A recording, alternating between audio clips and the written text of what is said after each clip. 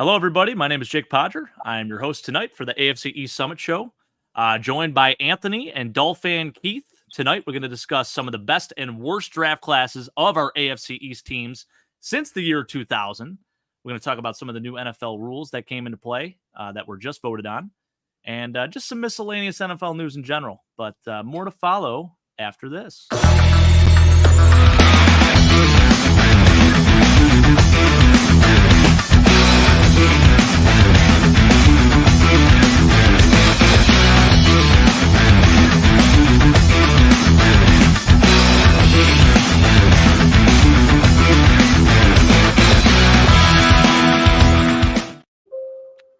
Good evening, everybody. Excited for the show tonight. A lot of stuff going down in the NFL as of recent.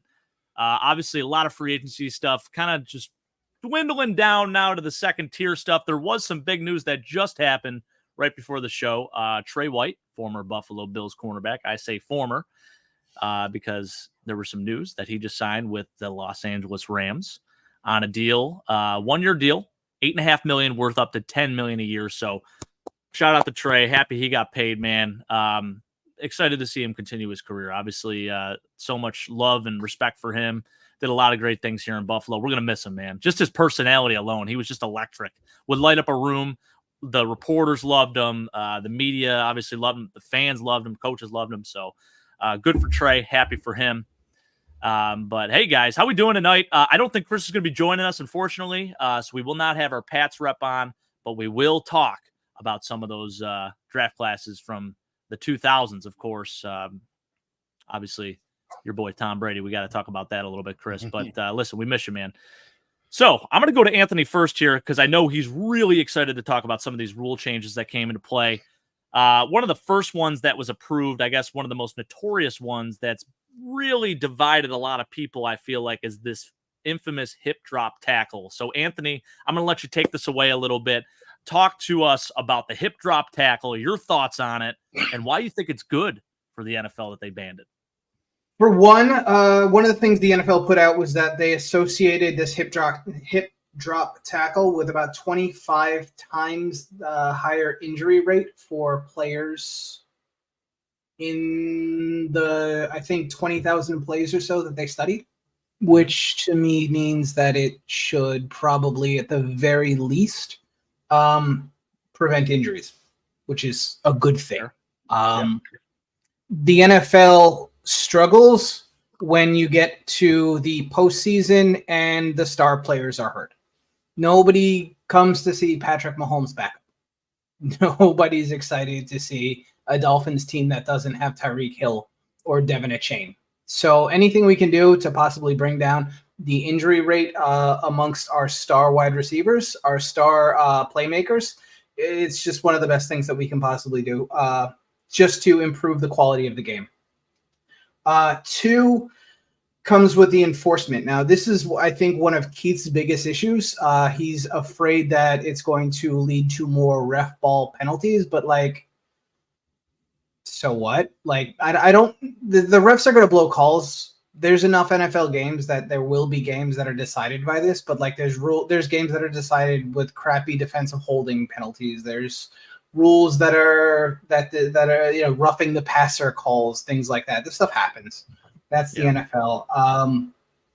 Ultimately, I think it's a net benefit to the league if we can keep our stars healthy, especially with the season being longer than it's ever been, 17 games, and possibly maybe we see an 18th game coming in the next couple of years or so. So, the longer we can keep these guys healthier, the better the NFL product's going to be.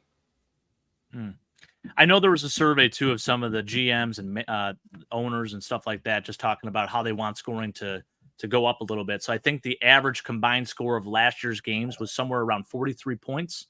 Their goal is to get it to be around 45 to 47 points. I mean, it was 49 just 3 years ago. Yeah, which is interesting. So scoring was down a lot this year. I think you even saw that in the statistics, too. You didn't have the passing yard stats that we typically have seen over the last few seasons, which I personally like. I like the fact that the defense is starting to catch up a little bit.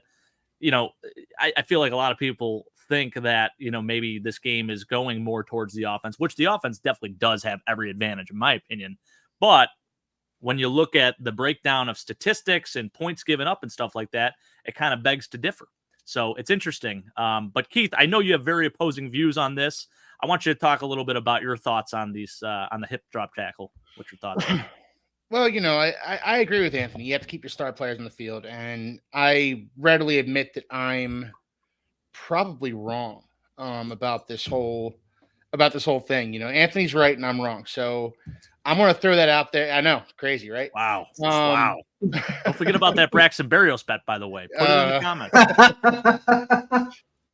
I want to throw that out there right now. Anthony's right about this and I'm wrong about this, but I don't want to, you know, guys, we still don't know what a catch is and is not in the right now. We still don't know.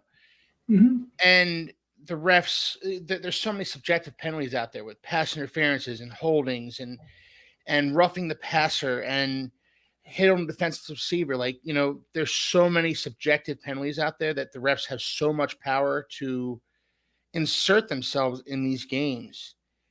And now you're just giving them even more power on plays that, you know, a lot of times guys just trying to make a tackle. You know, if you're Christian Benford, Jake, trying to tackle Derrick Henry, at this point, you just let him go by. You just give him the old Olay and just let him go. You know, because what else are you supposed to do? You know, this is a net negative for defenses, and this is a net negative for, I want to say, the integrity of the NFL, because games are going to be called into question even more now. Calls are going to be called into question even more now. There's so many instances of people criticizing the refs for making a call or not making a call or whatever. And this is just another way for them to screw it up. And I, for one, don't trust the refs to get this one right. So I understand that you want to keep your star players in the field, and this does tend to increase the injury risk in players. But man, I can't get behind this, and I just can't. You know, we're heading towards two-hand touch territory, flag football territory here. I don't think that's true. I think there's still plenty of room to hit guys. I think that this particular tackle, let me go back. Let me just address real quick the idea that like this is like one of those, this is one of the calls that's going to be like up to referee interpretation. It's not. You either land on the guy's legs while you're dragging him down or you don't. You either swing your body so that your weight ends up on their knees or you don't. And that one's plainly obvious at the play. Like, you know, it's happened when it's happened. It's not like did the defensive end let up on the quarterback when he landed on him? We don't, that one is a bang bang play. Yeah, it is. Yeah. That's one that's referee interpretation. If the guy landed on his ankles, if he swung his body around to drag him down that way, it's a flag. And players are going to be coached so that they know that that's not going to be acceptable. There might be a couple of penalties in preseason, maybe a couple in the first couple of weeks. But like, the fact is, these players don't practice as much as they used to. We see crappy penalties go on for the first 6 weeks these days anyway. We've all but given up on offensive line cohesion going into the season. It only starts almost halfway through the season. Like, that's where we are. Like, there's going to be crappy calls, especially in the beginning of the season. These guys don't practice together enough. Yeah, those are all fair points. I'm kind of somewhere in the middle on this one. I understand where you're coming from, Anthony.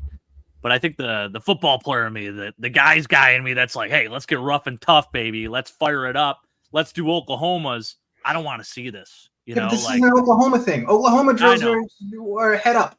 I know it. And listen, maybe I'm a little outdated on this myself. I do agree with what you're saying. You want to protect the star players because let's be real here. If Joe Burrow was playing in the playoffs, as much as I hate to say this, it would be a little more fun. Obviously, competition would be a little bit better. How many backup quarterbacks do we have starting in this year's NFL playoffs. It And I'm was not saying that's awful. because, and it's not because of the hip drop tackle, but Mhm. maybe it is in the future, like maybe that would be the case in the future. So I understand it. I also let me take this about and take one more step towards specifically the hip drop tackle, and before this, the horse collar. These are not toughness checks. This is not manning up and hitting a dude. This is sideswiping him, grabbing his legs, and landing on them. This is not toughness. This is literally weaseling your way out of a tackle, and in the process, possibly ending the guy's season. The hip drop tackle is a pussy tackle. Straight up. It is a pussy tackle. It's a way of not taking on the runner. And that's what you want to defend, you go for it. You go ahead and tell these guys, hey, you want to be a pussy? You want to take him down by the ankles? You want to land on it? You want to break the dude's knee? You go for it. But this is not a toughness check. This is not this is not like I don't want to stuff the runner in the hole. It's something different. And if you're a DB and you're afraid to tackle, get off the field. Somebody else is coming on. Fact of the matter is, Christian Benford doesn't want to tackle Derrick Henry. Christian Benford can walk his way over to another team. Hey, we're throwing some shade at my guy that'll get up and do it. Fair. That's fair. I use Christian Benford as an example because he's diminutive. He's small. He's a good little cornerback, but he's emphasis on the word little. And you ask him to tackle a guy like Derrick Henry. Yeah, okay, fine. It'd be great if we can form tackle on every tackle, but that's not always the reality. And sometimes momentum takes you around the back to a guy's legs. And at that point, no, seriously, Anthony, like at that point, what do? You just let him go? No, then you wrap up, hold on, and wait for somebody else. Then you gang tackle. What you don't do is try to swing your legs around so that you're twisting your body around and tripping him basically from behind. True. That's definitely true. And I think this is really what stems from it, right? You don't want that runner to be tackled from behind where the opposing player is wrapped up on him and he falls on his calf and he, blows a calf muscle, or he twists and, he breaks an ankle or twists his ankle or something. So I understand wanting to get rid of that. But at times when you're in the open field, you have a safety coming down from this angle and you got a runner coming across the middle. Sometimes you meet at that angle and it isn't always in that perfect position to make a form tackle. But you got to break down then. You got to break down. I know. But sometimes there's like an effort. You got to put a body on him and hope that you bring him down. True. I just feel like the effort tackles at times too, Anthony. Like if you're making a diving tackle, you can't necessarily come to form. Now, ideally, you always want to break down, come to form, drive through the guy, nose on the ball. That's what we're taught, right? That's what we're taught in Pee-wees. Mm-hmm. And these guys should be able to do that. Yeah. But I just think of like those situations where, you're trying to make a last ditch effort or something. Yeah. And I think this can be avoided a lot easier than what a lot of people think. Like, I feel like people just think, oh, this is like, you're just taking away tackling from football. No, they're not saying that. They're just trying to get rid of this whole notion of, hey, I'm smaller than you. So my plan is I'm going to just try to drag you down any way possible. And if that's me crawling on you from the backside below your butt and taking you down, then so be it. So I understand that part of it because we've seen some of these plays, even like when quarterbacks are running out of bounds too. It usually happens then where they get, taken. I think it happened to Geno Smith this year, actually, where he ran out of bounds and he kind of came up limping a little bit. And it scares you. Obviously, you don't like to see stuff like that. So I understand both sides of it. I just feel like,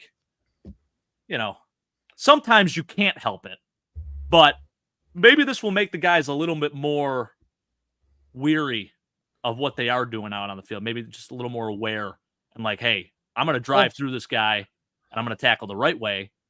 And, whatever happens after that happens. Also, Jake, this game's so fast nowadays. Like one of the prime examples that Anthony showed me to prove his point earlier was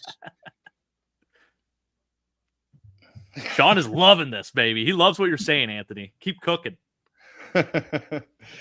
One of the examples that Anthony sent over, it was a video. It was the Tyreek Hill play last year against the Titans, where Tyreek Hill was running away from guys. He was kind of running sideways, and then he was kind of going towards the sideline, and he's faster than these guys. They can either grab him around the waist or just kind of let him go by. Like that, there wasn't much recourse for those guys to tackle Tyreek Hill other than doing what they did. So there wasn't. Go back on that play that I sent you. He reached up, grabbed him by the side of his shoulder pads, so that it wasn't a horse collar from the back. Grabbed him from the side and landed on his right on his calf, right between his knee and his ankle. Mm-hmm. Like he could have shoved him out of bounds. He wasn't close enough to shove him out of bounds yet. That's 100% could have. It happened right on the sideline. Look, there are ways to avoid that play. That was a dirty guy we're talking about here. It's not like I was thrilled about Tyreek Hill getting injured on that play, and he was hobbled for the rest of the season. He wasn't himself after that play. 100%. But I just don't see this game moves so fast. I don't see where the defender had much of a choice other than to tackle him the only way he could. And that's the only way he could. He didn't even go for his body. He literally went for his shoulder pads and rode his leg down. Sometimes you have that to. Wasn't the only. He used one arm to do it. You're telling me he doesn't have a second arm? What is this? The defensive back with one hand? No. This rule is going to do what? Let's see how it plays out. It's going to decide NFL games, Anthony. It's going to decide NFL games, and it's a rule where sometimes these guys can only tackle the guy one way. Sorry. And I hate it. I can't stand it. And again, I'm probably wrong because player safety should be at the forefront of everybody's minds here. But man, this hip drop thing, it's going to be a bitch to legislate. And I think that's my biggest gripe with it is how you do legislate it, Keith. Like there's 2 points to the rule. Do you guys the first point of the rule is, hold on, do you have the rule in front of you? I don't actually. I have the kickoff in front of me. So yeah, I do too. The hip drop, I do not. Give me one second. But there's got to be a good, worded explanation on. Yeah, no, there is. How you know what I mean? There's a good worded explanation on what a catch and what a catch isn't, though. That's a whole nother issue too. On what roughing the passer is. There's a good worded explanation on what pass interference is, and yet every single game you're going to see a controversial call. Yeah, because a ref. In the Dolphins-Eagles games last year, one of the worst officiated games I've ever seen in my entire life. Yeah. Guy grabbed a Dolphins player by the face mask. It was a pass interference and a face mask simultaneously, and there was no flag. We're going to get into pass interference. We're trusting these dudes. We'll get into those because there's a second rule that actually addresses both of those two that we'll talk about in a second. Hip drop tackle, let me go ahead and read it to you. Yeah. Is a foul if the player uses the following technique to bring the runner to the ground: grabs the runner with both hands or wraps the runner up with both arms and unweights himself by swiveling and dropping his hips and or lower body, landing on and trapping the runner's leg at or below the knee. Yeah. Like I said, if he lands on his leg after swinging his body, that is not a bang-bang play because at the end of the play, one guy is on top of the other one's leg. Mm-hmm. And momentum swings him around. He goes to wrap him, and momentum swings him around. And he lands on his leg. If momentum swings him around, what's his recourse at that point? If momentum brings him around to the guy's rear, then all he has to do is not land on his legs. Where's he supposed That's to all. land? Just land to the side of him. Just pull him down. Where's he supposed to land? He's supposed to land on the ground. The whole rest of the ground that isn't the guy's legs. It's not the that legs hard. are going to be underneath of him. That's how gravity. No, they won't. The game is fast. Swing himself around and land on the other guy's legs. pinning them between the ground and above him and his body. Yeah. That's like saying, in MMA, if they outlawed a knee bar, and you're saying, how is he supposed to know it was a knee bar? We aimed for the joint between his thigh and his ankle. Well, there's something to be said about, you brought this up the other day, Anthony, and I think this does apply more towards the guys that do it with a purpose, like the dirty players, because there is a lot of it. The Aiden Hutchins one. Right, and that does happen. So I think it was very evident this year, especially with guys like that. And it's something, obviously the Tony Pollard injury is probably the most notorious thing that happened with this hip drop tackle. So they want to avoid that. I'm willing to let it play out this year. I'm not totally sold on it yet, just because I feel like at times it isn't always the easiest thing not to do. Intentional. Now I did not. Now intentionally, that's different, right? I think it's totally different. But let's see how it plays out.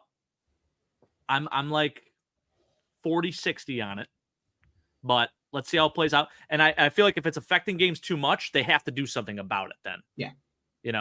But again, if the opposing player lands on this dude's back, calf, ankle, whatever you want to call it, and there's less of that I guess if there's less of that this year, then I'm good with it.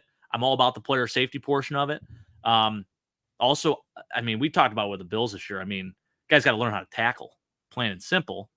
There is a way to properly angle tackle as well. I just feel like, at times it's not always the most realistic thing to expect. And that's my only gripe with it. Yeah. That and how they're going to actually legislate it. But you made a good point with this, Anthony. I think, obviously it'll be evident by kind of where the players land. And if they land and twist their hips and they fall flat on the dude's calves like they did with Tony Pollard, like whoever it was with Tony Pollard, then that's a flag, right? But like Mark Andrews went out last year with a similar injury. The NFL, when it came out and said that the Mark Andrews play would not have been a hip drop tackle. So again, right now, right off the bat, there's ambiguity. Tony Pollard's is, but Mark Andrews' isn't.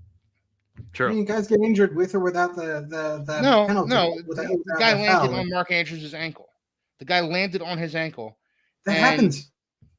Yeah, it does. But happen. the NFL says that this particular style of tackle is more responsible for injuries than anything else. Okay, but the NFL than any other particular style of tackle.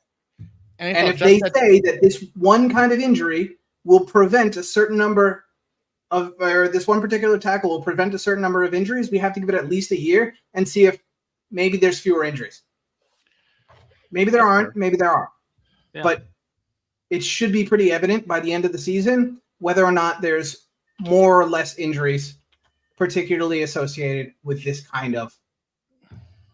When what's not going to be evident at the end of the season is what is and what is not a hip drop tackle. You can outline it all you want and read as many things as you want. We won't know by the end of the season, just like we don't know what a catch is. Do we know what a horse collar tackle is? A passer is, just like we don't know what a holding is. Nobody knows. Do we know what a horse collar tackle is? Yeah, we know what a horse collar tackle is. It's one of the few things we do know about. By the end of it, we will.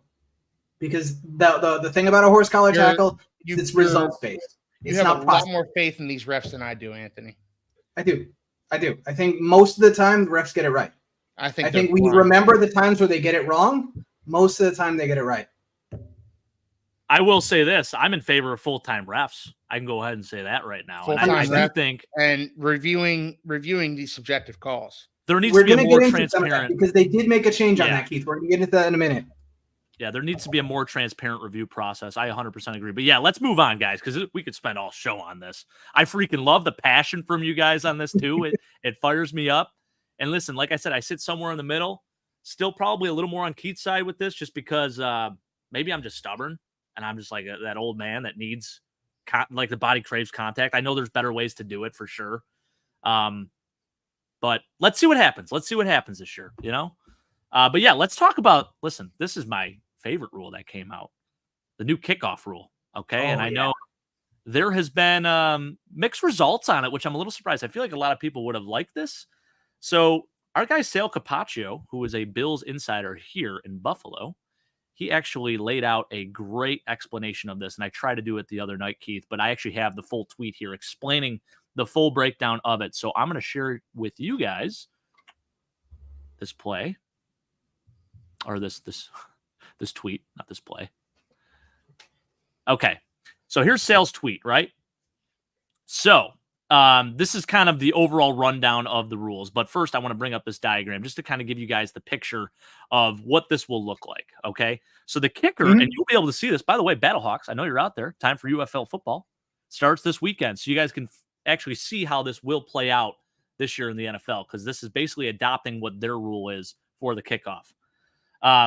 So you're going to start with your kicker back here at the 35-yard line of the kicking team's 35-yard line, I should say. And then the rest of the kicking team will line up on the opposing team's 40. And then you're going to have the return team situated starting at the 35. You can have some guys off the line of scrimmage as well. You're going to have a guy that kind of is looking back just to verify when the ball is returned. And then obviously your return man back here. So nothing happens. There is no movement outside of the kicker kicking the football off until this guy or whoever's back there, it might just be one guy, until one of those people actually returns the football. Now, there's an interesting new thing that I think they added on to the UFL rule, and it's this landing zone here. So this is between the 20 and the 10. So with that landing zone, basically 20 in the goal line, right, Jay? 20 in the goal line. Oh, yeah, I'm sorry. 20 in goal line. Yeah, what am I saying? 20 in goal line. Any kick that bounces from the landing zone into the end zone must be either returned or downed for a touchback, giving the receiving team the ball at their own 20. And then any ball that does not reach the landing zone, I think it's the 35. Is that correct? Or the 30? If the ball goes out of the end zone, I think it's the 35. Okay, gotcha. Yep, that's right. Yeah, so this is it's a pretty good breakdown here. Sale gives his whole points over here, but want to talk to you guys a little bit about this. Obviously, with this new rule, it's going to encourage the returner to take the ball and to run it back, which is a play I want to stay in football. Like, I grew up watching Devin Hester, Josh Cribbs, caught the very tail end of Eric Metcalf, like Dante Hall. He was electric. Like Terrence McGee for the Buffalo Bills. Desmond Howard, right? Like, it was a fun play. And I look forward, like, I miss that. Like, this past year, it was never more evident that there needed to be a change. Either get rid of the kickoffs altogether or do something to make it a play again. So I love this. I'm going to give it to Anthony. I want to get your thoughts on this and give me your overall synopsis here. Generally, I'm thrilled with it. For one, it punishes teams for kicking the ball out of the end zone. Rather than getting it at 25 to 35. I thought that the rule was going to be the 30. But apparently they made it the full 35. Because, all right, so let me go to the genesis of this. Obviously, this started in the XFL like a year or two ago or whatever. But in order for the NFL to pass it, they actually apparently took like suggestions from a group of special teams coordinators. Oh, wow. So they actually went to the special teams coordinators and said, what do you think about this? How can we implement it here? And how can we make it a little bit better? And the reason that it's so important that they went to the special teams coordinators is that these guys have every incentive to make special teams super relevant in the modern NFL. Back when I was young, they did everything they could to like eliminate things like the wedge. They did things like I remember when they only kicked off from like the 20 and not the 35, or from the 25 and not the 35 or something like that. And they moved it forward. All of these things that they did to try to eliminate the kickoff, and it's made football worse. Because like special teams occupies a very interesting and unique rule element of football that doesn't exist at any other phase. And that is the transition from offense to defense. We think about basketball, the most fun teams in basketball are the best in transition, are the teams that are always running, that can turn defense into offense like nothing. And that's what special teams represents in football. It's very rare that you get like a fumble return or an interception return. Like those happen, but they're not as They're not as organized. This is an element where a worse football team can beat a better football team. And it can do so by having that unique transition ability. Turning a kickoff, they just gave up a touchdown, turning a kickoff into a score is a phenomenal aspect. On top of the fact that it is by far the most exciting play in football.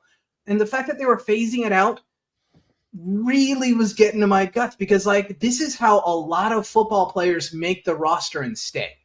Yeah. They do so as returners, as gunners, as blockers, and then they stay on the roster long enough that they learn their positions at a professional level.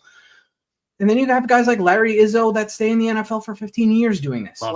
This is a part of football that belongs. Like I said, it helps smaller teams punch against bigger teams, against better teams. If you can scout out these guys from college, turn them into phenomenal returners, turn them into good gunners, good blockers, like, you have an opportunity to make a football game that might otherwise be super boring become super relevant. Absolutely. I 100% agree with what you said there. Yeah, I mean, now I will say this. So Sean brought up this point, and he said he likes this rule because it will keep bums who are only special teamers off rosters. Sean, I hope you eat your words because, listen, as a guy that loves Steve Tasker, Kasim Osgood, Larry Izzo, great name. By the way, Larry Izzo, Honor All Grit Award trophy back there, Anthony. It's a sledgehammer. It's got Larry Izzo's picture on it. That's a guy who actually pooped himself in the middle of a game and kept playing because that's how gritty he is. I love that. Right? So, Sean, hope you eat those words. All right. But it does beg the question. So now that it is only 5 yards apart, a lot of these gunners are known for being able to get downfield and make plays when it's not necessarily, this type of situation. So I guess maybe it just changes their thought process with how they go and make a tackle or get downfield sooner. Do you remember Mike Westhoff? Oh, yeah. Jets special teams coordinator, Dolphins special teams coordinator, was around forever in the NFL. Mm-hmm. He was talking about, I was listening to a podcast, he was talking about how he did special teams coordinator because apparently he was like a defensive guy forever. And then they're like, well, we need somebody to coordinate special teams. Like, the hell do I know about special teams? So he went into the offensive coordinator's room, sat down with the offensive coordinator, said, do me a favor. I want you to show me how you design a trap play. And he took a trap play and turned that into a special teams play. The players being so close together give special teams coordinators the opportunity to do things like pulling guards. Oh, I love that. You're going to get the opportunity to trap against special teams and get the one-on-one ISOs and get yourself an opportunity to get a numbers advantage. I cannot wait for the creativity we're going to see this coming year. Oh, yeah. All right. All right. You got me. Conversely, though, the kicking team will have the chance to stunt, and they'll have the chance to, I'm willing to give it a shot. I don't know how it's going to. I don't know how it's going to look in practice. I don't know how it's going to play out in practice, but I'm willing to at least entertain the notion that this is a good idea. Hip drop, obviously I'm not, but this I'm willing to accept it. Fair. I don't do change. Well, I guess if it's between getting rid of the rule and then getting rid of the kickoff or implementing this rule, Keith, you're more on the line of like, listen, we got to keep this play involved in the game, right? Yeah, like the kickoff had become a formality over the last couple of years. That's all it was. Kick the ball out of the end zone, guys run down the field, they get their cardio in, and they go to the sidelines. That's how it's been. They do have a special teams league only. It's called rugby. Yeah. I love that. But no, this this will bring the play. This should bring the kickoff back to relevance, which obviously isn't a bad thing. They took it out in the first place because of player safety. So I in all honesty, and this is, I'm not even being facetious here. If players get injured during this new kickoff format, are they going to go back to the old format? The thing about the kickoff rule is like it's only like a 1 year, so they're using this year as like trial evaluation. Yeah. So we'll see if they'll get rid of it going forward. But I can guarantee you, if this leads to more kickoff return touchdowns and people are more excited about watching like kickoffs and commercials don't come back at first down and not completely skipping kickoffs, people are more glued to their TVs. They're gonna keep it. Fair enough. Sean, I didn't read the end part of that, Sean. He said, I think the return team shouldn't get to move till the guy with the ball gets hip dropped 3 times. You are something else, brother. Tonight, I love it, man. Listen, Sean is one of the tonight. most. He is one of the most sarcastic dudes I know, and sometimes his text can be misinterpreted. We know you're just having fun with us. We love you. We appreciate your support. By the way, we appreciate everyone's support out there. I know I've been going to the chat, been pulling up the comments, but haven't really acknowledged too much of it. We hear you guys out there. We got a lot to get through. And listen, I promised my wife 1 hour max, okay? And I know I say that every single show, but it's going to happen. And that's why we're going to move on from this rule right after this, and we're going to go into some of the other rules that came up. Sale had a couple others that he posted about, and I know there were some different things that kind of slipped through the cracks, but I know, Chad, I see you out there. Appreciate you, man. Dad, thanks for always watching. And then obviously Battlehawks, Mad Chatter, time for UFL football. Freaking love you, man. You got to be fired up for this weekend. It's going to be awesome. Anyways, yeah. So I think the kickoff rule is going to be interesting, guys. Obviously, no fair catches. The onside kick rule, too, by the way, only can do it in the fourth quarter, and you got to basically declare that you're going to be doing it, right? So that's also interesting. Yeah. Gone are the surprise onsiders, right? Yeah. So I don't know how to feel about that one. I wish that I would have liked them to make onsides a little bit more liberal, or like just more everything, make teams further away or whatever. But like anything you could do to make onside kicks more fun would have been cool. Right. But this is like the opposite of fun. Yeah. And then the squib kick thing too. Like, I don't know if that's going to be an option either, because it has to land within the landing zone, basically. Otherwise, you're going to give them really good field position. Exactly. So, another thing. Yeah.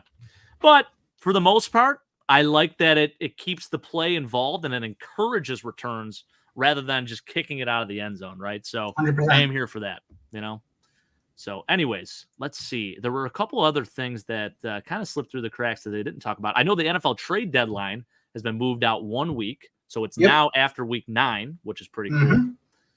Let's see. There's the double foul rule, which I don't totally understand. I guess if there's a double foul, it's not like an offsetting penalty on fourth downs.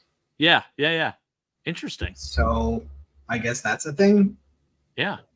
Not that that's like super. That's like 5 times in the NFL season we'll see that be a thing. Right. Yeah. Maybe. Yeah. That is interesting. Unlimited number of roster designations during the postseason seems completely situational and irrelevant. Oh, this is the one. Replay review can be used when there is a clear and obvious visual evidence that the game clock expired before the snap. Interesting. That's not bad. Okay. That's a good one. I do like that. Yeah. I don't like it. It gets down to 0, and then there's the heartbeat, and then there's the, whatever. No. Gets to 0. Bam. Done. That's it. You didn't get the playoff? 5 yards. Love that. That's awesome. I'm sick of seeing it get to 0, and then we count down from 0 to 1, from 1 to 2, and then maybe they got the ball. No. Done. Get it over with. Yep. Sick of it. Replay assistants will now be permitted to correct incorrect calls for roughing the passer and intentional grounding. Those are 2 of Keith's absolute most disgusting plays that he hates in the world because they're open for interpretation, and now we get review on them at least. That's good. Yeah. We need to expand that. I don't disagree, but we'll see what it looks like this year, and maybe we'll get pass interference and holding next year. I'm just saying this is a good step. I think so too. I'm with that. Definitely. A couple others from Sale too. Love Sale. Shout out to him. He's our Buffalo Bills insider. Like I said, he does appear on the Pat McAfee show. He's the world's best Italian here in Buffalo. Sale Capaccio. he said if the offense is called for unnecessary roughness and then change of possession occurs and then the defense commits a foul after that, defense will still retain the ball, but the fouls will be okay. So we kind of just talked about this a little bit. It's a double foul thing. Yeah, if a quarterback is ruled down by contact before releasing the ball and replay shows he released it first, that is now reviewable. Previously, it was not. If it is overturned and determined he did release it, the result of the pass will stand. But if it was a catch or interception, it will be ruled down right there. No advancement. Interesting stuff. I like it. But guys, let's move on here. Let's move on. We could talk about rules all day, but we got about 20 minutes left. And I want to get into the best and worst draft classes for our respective teams. And I know Anthony has a special request. He wants to go last. So we're going to let the Jets go last year. But I'm going to start with our guy, Keith. And Keith, I'm going to pull up Pro Football Reference. And I already know we're going to start with the best class. And we're going to go to the worst class after that. Okay. So with that being said, let me pull this up. And here we go. So you highlighted the 2021 draft class as your best. Is that correct? I did. You know, to be fair, there really weren't a lot of draft classes for the Dolphins where I would. It was rough going back and looking at the Dolphins draft classes over the past few years. But the 21 class, I really like it. You know, Jalen Waddle obviously is a really good wide receiver.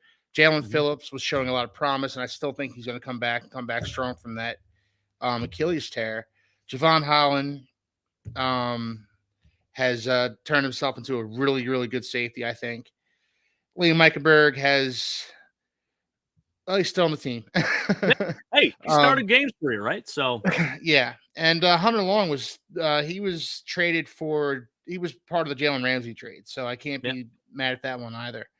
That was a good class for the Dolphins. 2020 wasn't bad either with Tua and Austin Jackson, Robert Hunt. Noah Igbenogany was a bit of a miss. But honestly, there aren't many slam dunk classes where you think, man, you got, this 2021 class was the only class where I could say, okay, we got like 3 or 4 good starters out of that one. And, 3 good starters out of that one. And that's basically the only one where I can really say that other than the 2020 class with Tua and Austin Jackson and Robert Hunt. I agree. Yeah. And the further back you go, man, the rougher it gets. The early 2000s, that was. So we talked about this a little bit, and it's crazy, Keith. So you had mentioned they didn't have a first-round pick between the years of, 1999 to 2003? They had 1 first-round pick, and that first-round pick was Jamar Fletcher. And jeez, there it is. And Jake, we've talked about this before. That was the year that Drew Brees was drafted, 2001. I was screaming for the Dolphins to draft Drew Brees in that draft, and they drafted freaking Jamar Fletcher. And Drew Brees became the first pick of the second round, I believe, with the Chargers. So it was just a brutal. That was a brutal class. Chris Chambers. I mean, they're all brutal classes. At one point here, the Dolphins don't draft until the 3rd round. Seth McKinney. Eddie Moore. How about that? This is yikes. 2003, man. I mean, Wade Smith was a Pro Bowler, but not with you guys, right? He was with the Texans at that point. Uriah Bell, nice late round gem that you guys had. I liked him a lot. That's not bad. And honestly, he was the one that kept that class from being the lowest for me. Yeah, for sure. Yep. By the way, this is the Pro Bowl column and All Pro column. So as you can see, Wade Smith Pro Bowler once, Uriah Bell Pro Bowler once. A lot of zeros though here, Keith. I don't love that for you, huh? No, and this is why the Dolphins had such. This is why the Dolphins had such dark years because they couldn't draft, and for whatever reason, I don't even know what happened to their first round picks in 2000, 2002, 2003. I don't.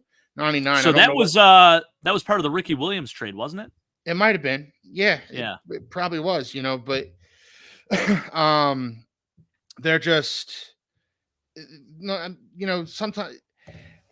one of the great things I think about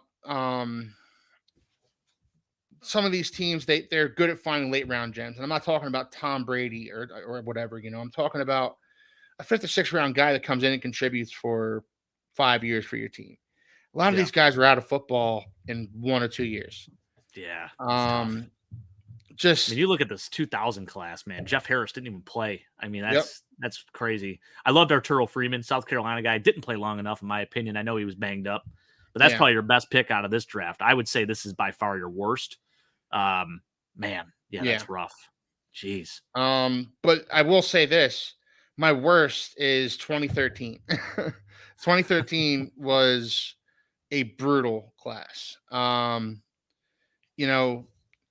Starting off with Deion Jones. Now, in that draft, going into that draft, I wanted Lane Johnson. And then the Dolphins traded up to number 3. And I thought, okay, cool. They're going to draft Lane Johnson. And they draft Deion Jones. And in Deion Jones' first game with the Dolphins in his rookie season, he was a special teams gunner. Number 3 overall pick, he was a special teams gunner. Mm-hmm. This is tough, too. Yeah. I mean, you just, know, I mean, when you're missing the whole season due to a substance abuse issue, not great, and for a 3rd overall pick, I mean, 3 sacks in his career with the Dolphins, and then he goes to Seattle after that. Does a little bit better, but never was the player that he was anticipated to be, especially with the size, dude. And he ran he had a pretty decent, he ran 4.54. Yeah. I mean, he's a big dude. This is a 284-pound 6'8", defensive end. 6'6", When they drafted him, they said they likened him to a bigger Jason Taylor, and but honestly, when they draft, I wanted Lane Johnson. There was a clear need at tackle for the Dolphins, and I thought they traded up to draft Lane Johnson, and they draft Deion Jordan. Lane Johnson goes a pick later to the Eagles, and history tells us who the better choice was there. Certainly. And the rest of that 2013 class was just Jamar Taylor didn't do much of anything for the Dolphins. Mm-hmm. Dallas Thomas was always a bust. Will Davis, none of these guys could barely set the field. Even Mike Gillis. Crazy. Caleb I want to Sturgis, talk about that though, because he came to Buffalo. They drafted in the 5th round to be their kicker of the future, and he lasted like 3 seasons. He was inconsistent at best. Mm-hmm. Just brutal draft class. I came away from that draft class completely deflated too. And to be fair, the 2013 draft class in general, that whole draft class was historically bad draft class. To be fair about it. I didn't even use that class. I was close to using that for the Jets, and I was like, you know what? Nobody can see us smelling like roses. And that's fair. That's fair. But I think the Dolphins did especially bad passing the Hall of Fame tackle for Deion Jones. Yeah, that's tough. Deion Jordan, by the way. You keep saying Deion Jones. Deion Jordan. I knew what you meant. No, I agree, man. I do want to give a shout out to Mike Gillislee. He came here to Buffalo for a hot second, scored 8 rushing touchdowns in a season. Guy absolutely killed it. Then he goes to New England on a tender offer and does nothing. So that was pretty much the sum up of his career. Crazy. But I like it, Keith. I think those are perfect. 2020 or 2020 and then 2013 was your worst. 2021 and 2013. And honestly, if you wanted to pick one of those 2000 to 2005 classes, I wouldn't argue with you. Yeah, I would pick the 2000 class just because. But I mean, even you look at 2004. I like Vernon Carey. He was a solid tackle. Will Poole played for a hot second. Oh no, 2004. Really? Wow. Yikes. Maybe I'm thinking of Will Allen. That's why. But Tony Bua. Yeah. Man, yikes. We went from 2000 on. If I could have, I would have picked 1999 because that class was just beyond brutal. Except for Rob Conrad. Rob Conrad was, he was good. He was good for the Dolphins, but he was a fullback who they drafted in the 2nd round. Even back then, that wasn't something you did. Right. Yeah, not at all. Crazy, man. Yeah. Well, good stuff, Keith. I'm going to move on to my Buffalo Bills. Don't mind if I do here. Guys, what do we got here? 9 minutes. Oh, boy. she's she's got that watch on her, too. She's timing me. Let's see what we got. All right. So, going to this Buffalo Bills, best and worst, I'm going to start with the best. And it was kind of a toss-up for me. It was between 2017 and 2018. What made 2018 the best draft class for me since 2000 was obviously JA-17. Finally finding the quarterback that we've been waiting for since Jim Kelly, right? So it's hard not to put that as our top draft class. Tremaine Edmonds, like, I think he had kind of a weird departure here in Buffalo. Obviously, like, he had a couple Pro Bowl years with us, did really well, did some great things, but we weren't going to pay him that much money. And honestly, he's not really missed that much. When Terrell Bernard came in and did what he did this year, like, guy absolutely killed it. So Tremaine was good, but he wasn't great. But I would still say that was a good pick just because of that. I mean, we get him and Josh Allen in the first round. Can't really beat that. As far as our draft classes go over the last 20 some odd years, 24 years, that's definitely our best one. Harrison Phillips, still in the league, did some okay things with us here in Buffalo. Just couldn't stay healthy, but he was a solid starter when he was in. Taron Johnson, I mean, arguably one of the best nickel corners in the NFL, just signed for the highest contract ever by a nickel corner, which you got to love. Saran Neal, now current Miami Dolphin, unfortunately. One of my favorite special teams players here in Buffalo, was a special teams ace, and for whatever reason, the only guy that can cover Travis Kelce. So felt good about that. Now, this one, unfortunately, Wyatt Teller, man.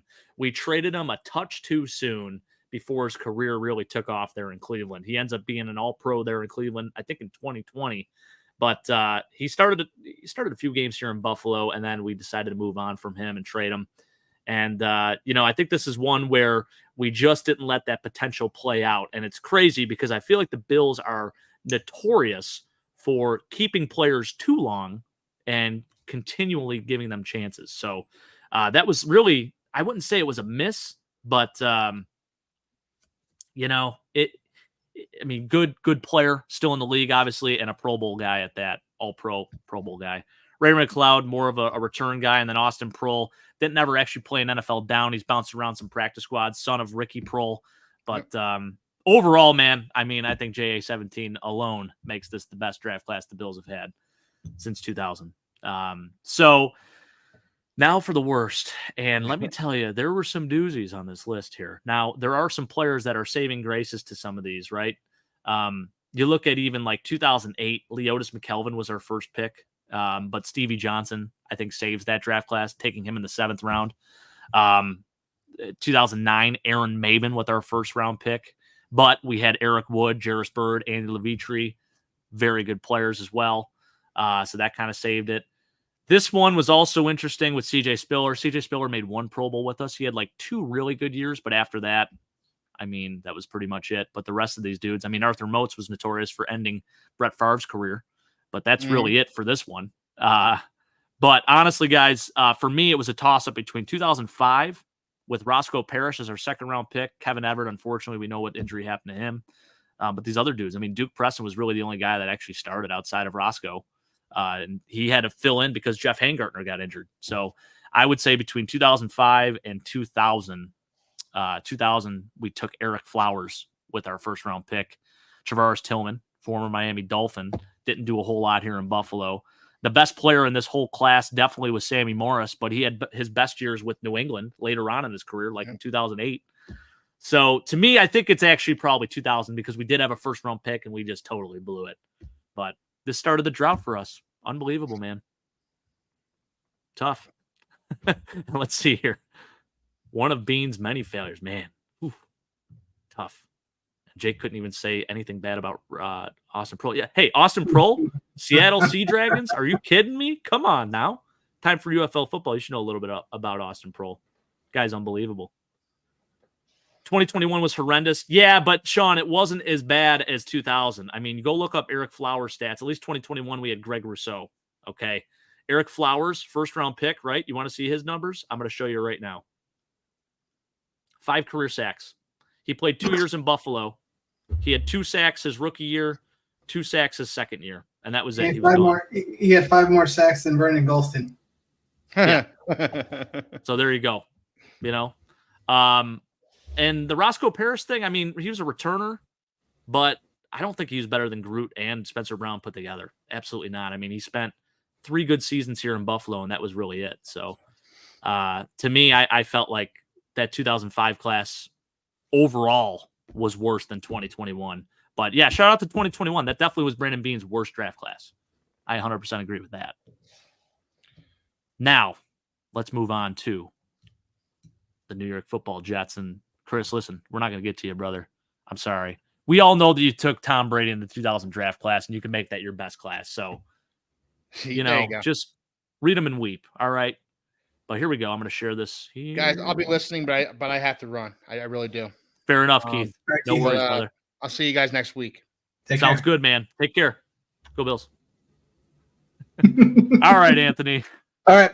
Last but not least, baby. I'm going to make it really easy. First, best class is going to be really I'm actually just going to go with 2022.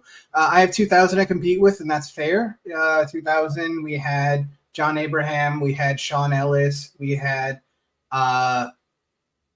almost there. Sean Ellis, we had John Abraham, we had Chad Pennington, we had Lavernius Coles. Yes, I'm skipping Anthony Becht. Yeah. Anthony Becht was a mediocre tight end. I don't care what anybody says. You guys had 4 first-round picks that year. That's crazy. Yes, we did. Wow. Thank you, Keyshawn Johnson trade. Yeah. Holy smokes, man.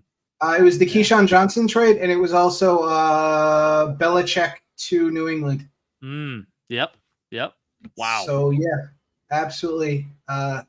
Lavernius Coles. If you replace Lavernius Coles with Anthony Becht, that's 4 first-round picks that all hit. Amen, man. I'm good with it. Yeah, that's nice. That's a really nice draft class. I'm actually just going to go with 2022, though. Sauce Gardner seems to have worked out so far. Absolutely. Garrett Wilson seems to have worked out pretty well. Jermaine Johnson seems to have worked out pretty well. Breece Hall seems to be doing just fine. Jeremy Ruckert has just not gotten any playing time, and I blame that largely on Robert Saleh, just never playing the young guys. They draft Jeremy Ruckert the same year they decided to sign Tyler Conklin and C.J. Uzomah, who's just collected paychecks for us for 2 years doing nothing. Max Mitchell, perfectly fine, serviceable backup. He was looking decent his rookie year, and then he had like a blood clot issue. Steroids, not actually steroids, but Evo probably. Oh wow! And then whenever you find a 24-year-old guy with like blood clot issues, like blood clot issues happen to old people. They're not a young people. When you see players that have that, it happens in the NBA too. It's blood doping. It's the same thing that the cyclists are doing. Like, convince me otherwise. Yeah. Right. And then Michael Clemens. Again, serviceable backup, comes in, decent pass rusher, plays inside, plays outside. Last year, I think he would have been better, but he mentioned something about them asking him to bulk up, and he just was not the same player he was as a rookie. So it looks like he's a slim again. So I'm hoping to see him back to being just the dominant power rusher that he was his rookie year. Great class. Just hands down, everybody's still on the roster 2 years in. I can't say that about many of the New York Jets draft classes in my lifetime. Yeah. I love that our best draft classes are more of our recent draft classes, at least. Yeah. You can hold our head high about that, right? More reasonable. I mean, some of these draft classes that I had, I mean, there were a lot of really terrible ones. We brought up 2013 because that was a historically bad draft class for everybody. Didn't feel like bringing it up, but it was a disaster class for us. Oof. But, I mean, there were a bunch of them in that same era. The only I'm not going to go with 2013, largely because we actually had a worse one in 2014. Holy crap. Wow. World-famous, infamous Idzik 12 is what it's known by the Jets fan base, the Idzik 12. I love it. Starting off at the top with the Louisville slugger, Calvin Pryor. Yes. Man, that dude could hit about as hard as you could hit if he could actually, like, it's like how much wood could a woodchuck chuck? How much power, how much hits could a hit stick hit if the hit stick always missed? Mm-hmm. Absolute disaster class. Terrible pick. Rex Ryan special. Jason Morrow. 17 games in his whole NFL career. Congratulations. Dude, he was so good in college. Like, I was so excited about him. Like, he was James Casey. You remember James Casey? He was a tight end. He was like a do-it-all player out of Rice. Jason Morrow was him, but better. And I was so excited for that. And then he went to the Jets, where for whatever reason, you guys struggle with the tight end position. It is It not wasn't just your us, forte. though. The dude stayed in the league for after No, you're the right. Jets. He played Yeah. somewhere else, and still garbage. Yep. So it wasn't just No, us. you're The dude was absolutely right. terrible. Yep. Dexter McDougal, absolute hot garbage. Dude played like an hour and a half for the Jets. I know it says 31 games, but like I think he suited up for maybe 15 of them. Absolute trash. Jalen Saunders, again, wound up playing some special teams, but did nothing. Shaq Evans didn't play a game in the NFL. Yeah. Dakota Dozier had a great career for about 3 years in Detroit when he was like almost 30. That's the only contribution he ever had. Jeremiah George, I don't even know who that guy is. Brandon Dixon, Quincy Enunwa, the only player on this list that anybody could ever mention, and he had a career high of 861 yards in a season. Yeah. And that's well, our best I would pick. say for a 6th rounder, not bad. But yeah, no, No, I mean that's your absolutely only hit for a saving 6th grace. rounder. Yeah. But like that's it. IK and Polly, don't make any hit jokes, please. Not right now. Break a guy's Still jaw. wrong. Him and Gino. Right? Yeah. The only hit he ever had. Geno Smith knocked him out. Taj Boyd. Wow. Broke his jaw. Man. Unleashed Fitzmagic on the New York Jets. Oh yeah. Look at this. Taj Boyd after that too. Taj Boyd, college roommate with Rex Ryan's son. Yeah. Yeah. That That's was the why only he was reason drafted. drafted. Right. Yeah. That's Crazy. why. College roommates with Rex Ryan's son. Sheesh. Man. Absolute disaster class. You ain't Maybe kidding. one of the worst. By draft class value, 2013 was a larger set of misses for us because, like by draft point value, because obviously we have 2 first-round picks, both of them hot garbage. 2nd-round pick starts for us for like 2 years, never does anything. Brian Winters, terrible. Ode Abushi, not good. William Campbell, I love that it says offensive lineman. He was a defensive tackle. Yeah. He was a defensive tackle at Michigan. He was a 5-star recruit. They moved him to offensive tackle because he was so lazy and he never worked out that they figured they could move him to offensive line because, hey, he can't rush the passer or do anything. Obviously, that didn't work out. Tommy Bohannon. Love that. Do love that though. Yeah, I you think know. he was the most successful of that class for this team. Well, I mean, Sheldon Richardson, obviously, Sheldon Richardson had his rookie year, and that was it. He successfully got us a 2nd-round pick from the Seattle Seahawks. That's what he did for us. Yep. And then That was obviously it. Gino, we saw what he's been doing over in Seattle, but too little, too late on that one, unfortunately. I mean, yeah, about 10 years after we drafted him, he started playing again. Yeah, just awful classes over and over again. But like I said, I think 2014 is probably our worst, just because a blind chimpanzee could have hit the target more.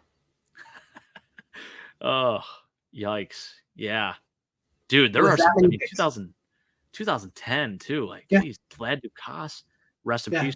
Knight. Joe McKnight was sick in college. He was so good. Yeah. He's Yeah, gone, I think though. they drafted him because he went to school with they drafted him and they drafted where's he? There's a fullback that they took also around John Connor? there.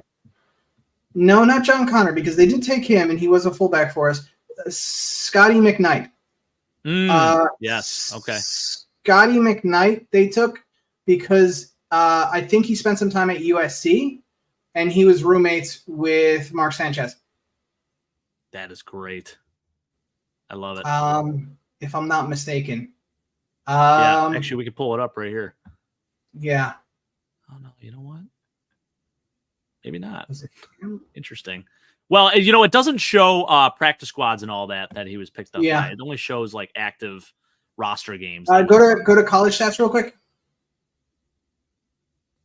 The one I'm thinking of. Colorado. No, he didn't go to USC. There was one player that the Jets had on the roster for like 2 years because he was roommates at USC with with Mark Sanchez. Like, I'm not gonna lie to you. Like, Rex Ryan meme drafted a lot. Yeah. Like, he took guys just as memes. He took John Connor not because he was good, but because he liked to call him the Terminator. Yeah, I know. I remember Hard Knocks. He was part of Hard Knocks too. They were talking about. It was like, yeah. Got to give a shout out though to 2006 just because of these two, right? That was a very good class at the top, but I mean, then you turn around and they already had a quarterback at the time, and they took Kellen Clemens for no good goddamn reason. Yeah.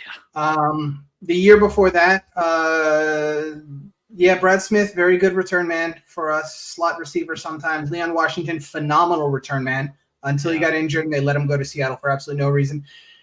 You have no first-round pick. You decided to take a first-round pick, trade it to the Raiders for their second-round pick and their backup tight end. Yeah. And then use that second-round pick and then trade up from that second-round pick to go get a kicker. Mike Nugent. Now, granted, he was in the league for a while, but he wasn't elite. He was just average. He wasn't in the league for a while with us. He was with us for about 25 minutes. I think it's 2 seasons or so with us. And he missed a whole bunch of kicks. I think Justin Miller was a Pro Bowler his rookie year, and that was about it. As a returner. Yeah. But we had Mike Westhoff back then. Mike Westhoff turned everybody into a Pro Bowl returner. Leon Washington, Pro Bowl returner. Brad Smith, Pro Bowl returner. Who's the one we mentioned a little bit earlier? McKnight. Yeah, Joe McKnight. Yeah. Pro Bowl returner. Like, everybody was a Pro Bowl returner back then. Like, we exploited the fact that we had maybe the best special teams coordinator in the NFL. And he did a really good job of scouting college guys for good special teams traits. You ain't kidding, man. Yeah, I mean, the best player in that class, Kerry Rhodes, 4th rounder, stayed in the league for a pretty long time. Till Rex Ryan didn't like him, and then he played for like 3 or 4 more years in Arizona, where he was again very good. Yep. Yeah. I remember him. He was on MTV Cribs even, man. That's how good he was. You get on MTV Cribs, you know you're doing something right. Yeah. He had a fish tank in his like foyer. You walk into his house, he's got a big fish tank in it. Crazy. Yeah. Love that. Yeah, we had some terrible classes, but I do think the IDZIC 12, famously terrible. Oh, when you have a name, the IDZIC 12. That's bad. That's really bad. Yeah. I just want to catch up on some of the comments, and I really have to go. Hour and 6 minutes in. Not bad. I'm crushing it. This is huge for me. Weston, thank you for joining us, sir. Yeah, we had a little banter back and forth, and he's like we were talking about like food, and he's talking about like New York City food. And I'm like, first off, the Jets don't even play in New York City. Because he's like, are you a fan of the Jets now? I said, absolutely not. We're the only New York team, truly, Anthony. And it's just a fact. I mean, you guys play in New Jersey, but Weston thinks I'm becoming a Jets fan. You're also the only Canadian team. Yes, we are. Yes, we are. Thought we were moving to Toronto for a hot Truly second. International. Yeah, you ain't kidding.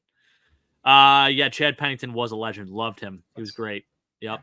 Sean saying Chad Pennington, best Miami Dolphins quarterback in history. He's just trolling us now. Let's see. What else do we got here? Yeah, Jets are there with us in championship. Well, they got that actual Super Bowl. We only have an AFL championship. We don't have an actual Super Bowl championship. So that is unfortunate. So he still has that on us.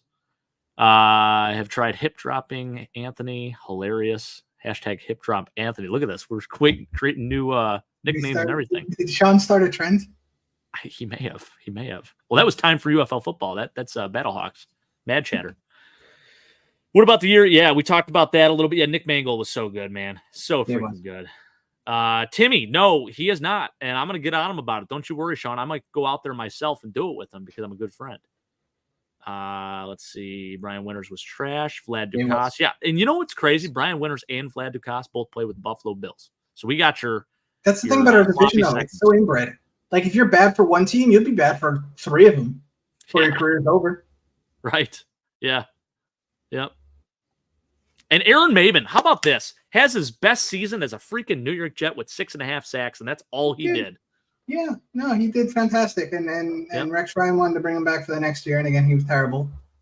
Yeah. He didn't take long. Aaron Maben, like, the thing was he got cleanup sacks because Rex Ryan had such good 2-gappers, and we were running that, like, Rex Ryan 3-4 that, like, he had enough time that eventually you could just clean up a sack if you have, like, Muhammad Wilkerson and Sheldon Richardson and Quentin Coppols collapsing in the pocket enough, Kenrick Ellis. Like, if you have those 3 guys, you can sort of get pressure with somebody, which makes the whole thing ironic that Rex Ryan never drafted a pass rusher. He's just I was just looking up. Keep getting 2-gappers. We'll get the fat boys. We don't need a pass rusher. Yeah. Here's a great Kelvin Pace. What a stud. Absolutely. So good, man. Calvin Pace was he had a 10-sack year with us or an 8-sack year with us one time. Again, all cleanup sacks. If you go back and watch him, literally just all cleanup sacks. We knew it at the time, but they kept paying him. I know it. Yeah. Yep.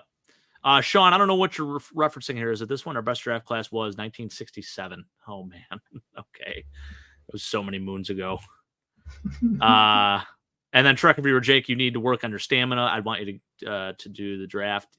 Listen, I have the stamina, Truck Reviewer. It's just a matter of me fulfilling a promise that I have also broken because we're at an hour and 9 minutes. But listen, we appreciate everyone joining us tonight. Anthony, you're more than welcome to continue alone here, but I don't know if you want to do that. No, I'm good. I think chat's going to eat me alive if I do. Well, listen, I love the banter tonight. I thought it was great. We appreciate everyone joining us out there. Please be sure to like, comment, subscribe. By the way, we got the Big Stitching embroidery logo down below there. I believe we have the description and the website we have the website in the description. You can check that out. No, we appreciate everyone joining us tonight. Sean, I don't know what comments you're talking about, brother. I don't see which ones you're referencing here. You might have to just repost because totally missed him. Oh, he said, Jake, you never read my comment about Keith. Oh boy, this is crazy. Anthony got me legitimately worried. About what? Yeah, he didn't like your whole hip drop stuff. So he actually was the one who did the hashtag hip drop Anthony. I mean, it's a good ring to it. After winners. Okay. Listen, if we get together for a Nickel City Mafia game, we'll have a nice football game. Oh yeah. I'll give him the perfect opportunity to hip drop tackle me. It's great. Is this the one, John? You want some of this, you can get it. Very clever. Poopy McKnight and Vlad Dutrash. Listen, rest in peace, Joe McKnight. All right, Sean, first off. So walk that one back, unless you're talking about Scotty McKnight, because that's allowed. But yeah, no, this is fun to look back on these draft classes. We definitely got to do more of this because there's something about just reminiscing on these old players that gets me all fired up and hot and bothered. And I'm sorry to say it, but it's the truth. And I love it, man. I'm here for it. But again, thank you guys so much. We appreciate you. We will see you next week, 8 p.m. Same time around. Maybe I won't have a time restriction. It will be good to go. But as always, go Bills. Anthony. Get up. Take care, guys.